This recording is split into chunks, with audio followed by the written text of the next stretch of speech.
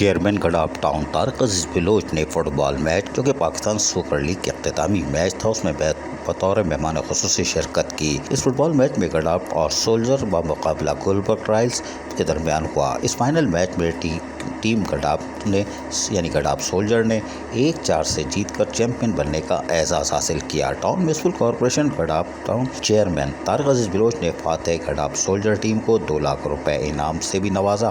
Chairman گڈاف town Tariq Aziz Baloch نے اس موقع پر کہا کہ گڈاف ٹاؤن شہر کی حدود میں کھیلوں کے مختلف پروگرام ہوتے ہیں، اس کو فروغ دینا ہماری اولین ترجیح ہے۔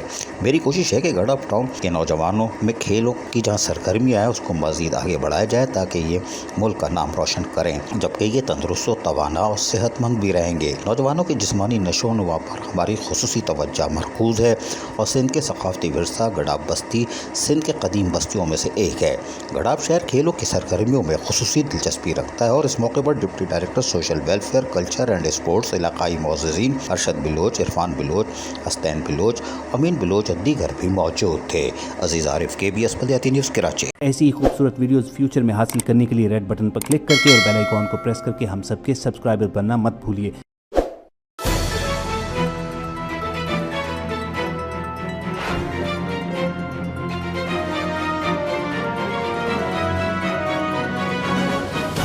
KBS بلدیاتی نیوز